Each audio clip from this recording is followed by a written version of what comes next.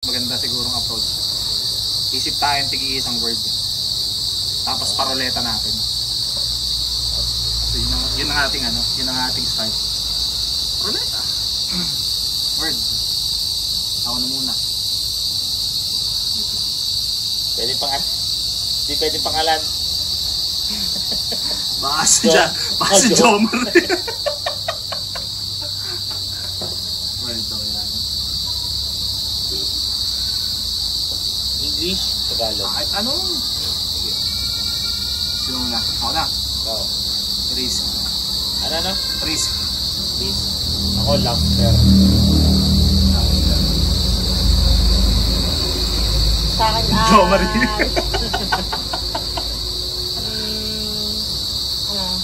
ano kaya? Light na lang, light. Light naman. Game. Ano to? I-discuss natin lahat. Oh, sige, kung ano muna yung una.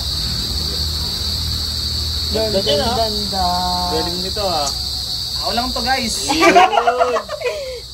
Risk. Risk. So napili namin na word ay risk.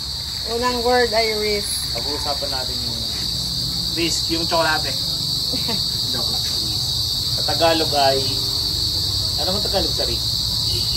Risk ay parang Kaya. Oo, parang ganun. Kaya sa Sugal. Sugal. Gambol. Question na. Gaano kahalaga ang risk sa buhay? Necessary ba siya? Ikaw. Risk sa buhay. Necessary ba yung risk? Para sa akin siguro essential siya sa tao. Essential lang risk sa tao in a sense na yun kasi yung path, I mean yung starting point para dun sa challenge papunta sa goal na gusto mo. I don't know if it makes sense pero ano siya eh. For example, makakulong ka sa isang kahon. Yun yung kaya mong gawin, yun yung gusto mo, dun, nasa comfort zone ka. Pero there are times yung comfort zone mo, pag umalis ka dun, ano siya eh, dun magpa-process yung starting point ng learning mo. Kasi pag nasa comfort zone ka lang, wala eh, you're in your house. Kumbaga parang kaya mo siyang i-autopilot kahit pikit ng isang mata. Pag umalis ka sa comfort zone, yung panibagong learnings, andun yung risk. Kasi bakit? Nasa comfort zone ka nga eh, okay ka na dun eh. For example, businessman ka, ito yung alam mong formula na ginagawa mo, eh andun nga lang. Lahat ng comfort zone may limitation. Pag nakuha mo na yung full potential mo, saan nakangat mo? Eh nandun ka na sa pinakatak, hindi ka naman pwede buka. Alis ka sa comfort zone. Take risk. Get challenges. Take challenges para maabot mo pa yung gusto mo pang maabot. Kung gusto mo pa, kasi iba't iba naman yung tao eh. Minsan kasi yung ibang tao parang okay na ako sa ganito, satisfied na ako sa ganito. Pero parang pag satisfied ka na, parang hininto ka na, parang hindi pwede yun eh, no? No, misis? Parang dun ka na Bobor ka na dun. Dun ka na may stab na. Wala nang, parang mawawalan ka sa nag-trip. nagiging flat. Complacency na. Complacency. Nagiging flat din siya eh. Tsaka doon titigil yung... Pag walang risk, walang thrill, no? Nasa pa yun. Pag walang risk, walang thrill. Kailangan may risk. Kaya siya essential. Kasi parang nagiging ano siya eh. Nagiging pulling power para sa sarili mo, parang mabante ka. Parang yung risk yung ihila sa'yo, parang mabante ka. Tama ba? Tama ba? Oo, tama. Oo, tama yun. Parang parang naglalaro ng saranggola. Anong risk ng paglalaro ng saranggola? Tingnan mo. Yung tawag doon, pinupul mo yung saranggola, di ba? Oh. Habang pinupul mo yung saranggola, tumataas yung chance na Pataas siya ng pataas, pero yung risk niya, pataas din ng pataas. Baka mamaya maputol eh, ang taas ng hangin sa taas eh. Nakita mo yung video nung Sinabi nung lalaki na alagwa ba? Ayun, ang risk. Lumipad. Biglang umiyak. Iyak hindi mo doon. Iyak eh. Yun na, pare. Ang kulit mo, Jomari. Ang kulit mo, Jomar. Yun na yun. Risk. Kaya dapat, ang lesson dun sa video na yun, May calculated risk. risk. Ayusin mo yun. Yung tansi, naubos eh. Tinaya mo lahat, tipa-tipa ito eh. Wala na tira sa'yo eh. Alagwa ka ng alagwa. Oo. Actually, nangyari sa amin yun, misis. Malagwa yun. Iyak eh. Naubos yung tansi. Pero nandun yung lesson. Correct. So, Kaya dapat, hindi pa rin siya, calculated risk. Ikaw, risk. Risk. Yun yung sa akin ng risk. Parang yung pulling ko. Actually, nandoon kami ngayon sa page na yun. Parang nananalaytay na siya sa atin ngayon. Yung risk, parang ang challenge ngayon sa amin, yung risk, kailangan madakdakan namin yung goal. Sabihin natin na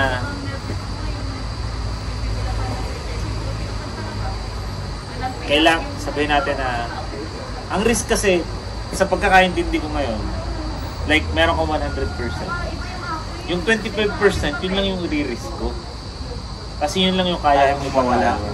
Para sugal. Oo, parang sugal. Ngayon, habang nire-risk ko yun, kailangan dakdakan ko yun. Kung sabihin natin, 25%, yung mindset ko, lampas dun sa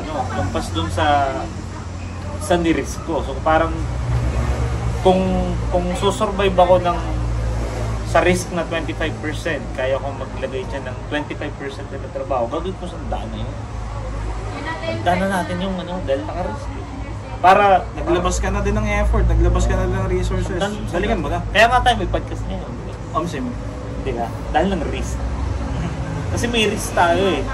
Ikaw, ang risk mo ngayon, di ko alam, ikaw nakakakita niyan, ito ng risk mo ngayon. Nasa ang stage ka. Ikaw, misis, may risk ka din. Ako, may risk. Ako, magsasalita na lang ako para sa sarili ko. Ang risk ko ngayon, kailangan, nare-risk ko ngayon yung dami to. Daming naka-risk sa akin ngayon eh. Kasi matanda na rin ako.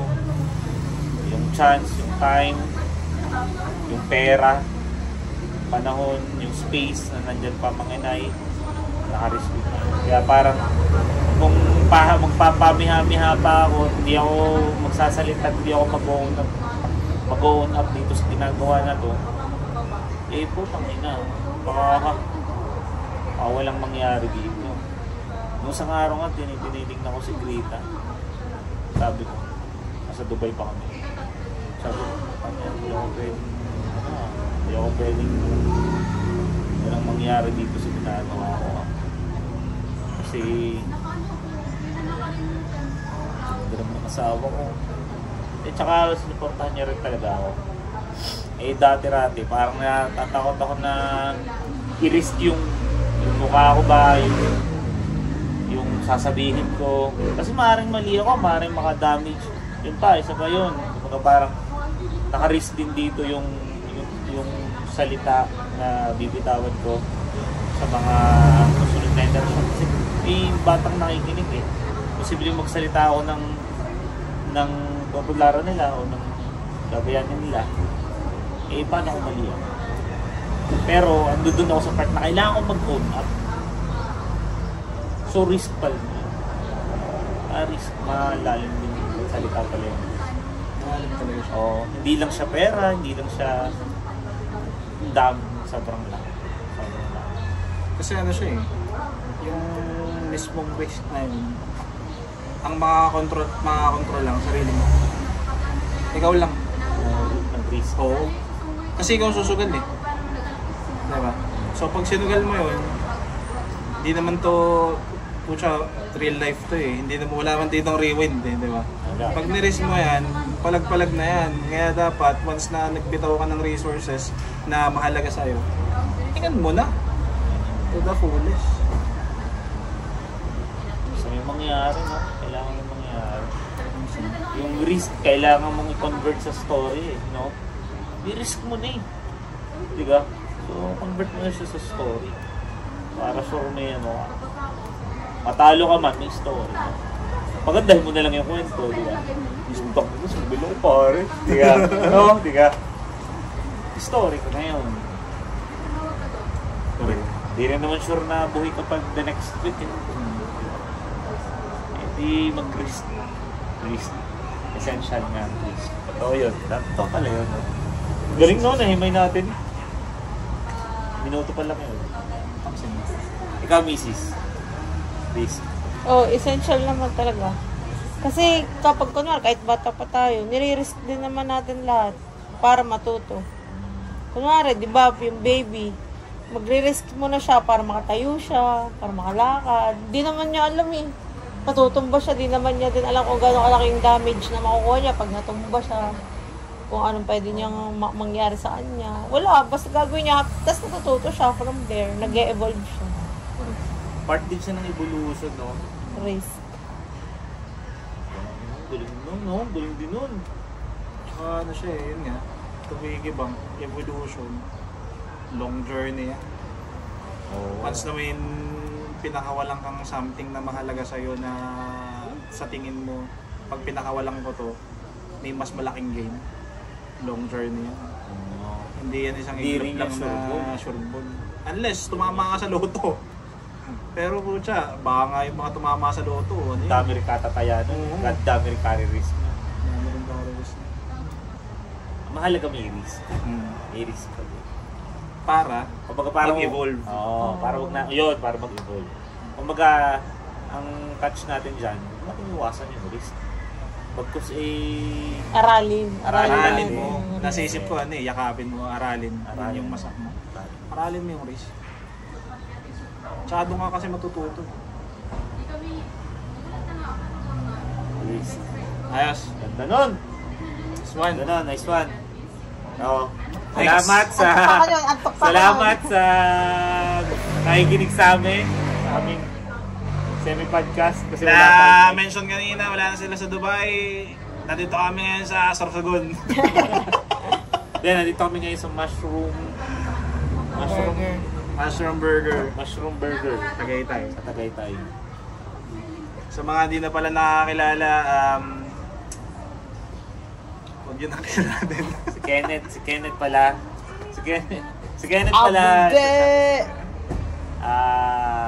Content creator. Yun. Frustrated content creator. Negative mo na kami.